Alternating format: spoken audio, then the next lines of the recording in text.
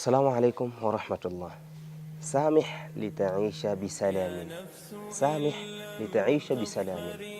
Samehe ili uishi kwa amani. Ukisamehe utaishi kwa amani. Msamaha unaotoa kwa ndugu yako aliyekukosea si tu kwa ajili yake, bali asilimia nyingi ni ili uistareheshe na kuipumzisha nafsi yako. Hebu piga taswira, mtu amekukosea hivi sasa, halafu dumu na kosa lake katika moyo wako, liwaze kila siku. Bila shaka utaikuta nafsi yako inakuwa ni nzito sana, inaumia, inapata huzuni na maumivu ya hali ya juu. Moyo wako unakuwa ni kama umebebeshwa mizigo usioweza kuibeba. الشخص الآخر قد يكون يعيش حياته بشكل طبيعي, lakini mtu mwingine huyo aliyekukosea yawezekana maisha yake anaishi kwa namna ya kawaida sana. Hakujali kuwa amekukosea kwa kiwango gani ama kwa kiasi gani. Lakini anta man yatab nafsiyan, wewe ndiye unayetaabika, unayeumia nafsi yako. Lakini unaposamehe, yahdau aqluk, akili yako inapata utulivu. Yartahu qalbuk, moyo wako unapata pumziko, amani inaanza kupatikana. Fikra zako zinapata kusalimika na tafakari zenye kuumiza. Tabda utaishu bisalamin, unaanza sasa kuishi kwa amani. Amani inaanza kupatikana kwa pumziko la moyo. Endapo utakosewa na usisamehe, basi utaumia sana, nafsi yako itataabika, itapata maumivu kila unapokumbuka ovu ambalo utafanyiwa.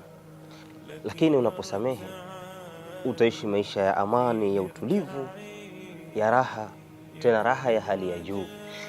Muhimu ni kufahamu kwamba unaposamehe sio kwamba annaka tuwafiqu ala alkhata, kwamba labda umekubaliana na makosa, umekubali hilo kosa ulilofanyiwa kwamba liko sawa, au anna alkhata kana sahihan, au labda hilo kosa ulilofanyiwa lilikuwa ni sahihi wewe kufanyiwa, ulistahiki kufanyiwa. Hapana, si hivyo. Lakini kusamehe kwako, umechagua kupata pumziko la moyo na nafsi yako. Mtume sallallahu alayhi wasallam amesema, wama zada Allahu abadan bi'afwin illa izza, Allah hamzidishii mja kwa kusamehe kwake isipokuwa humzidishia utukufu na nguvu zaidi. Kwa hiyo utapata ari na nguvu mpya ya nafsi yako. Nafsi inakuwa ni mpya kwa sababu umefuta virus, umefuta bakteria ambao wangeukwaza moyo wako, wangeuharibu moyo wako. Allah subhanahu wa ta'ala amesema, walkadhimina alghaidha walafina 'anil nas wallahu yuhibbul muhsinin, na wale wanaozuia hasira zao. Hasira inakuja baada ya kuwa unatafakari sana kosa ulilofanyiwa. Kwa hiyo wale wanaozuia hasira zao, walafina 'anil nas, na wanaosamehe watu, wallahu yuhibbul muhsinin, Allah huwapenda watu wema. Kwa hiyo unataka kupendwa na Allah subhanahu wa ta'ala, basi kuwa ni mwenye kusamehe wanaokukosea.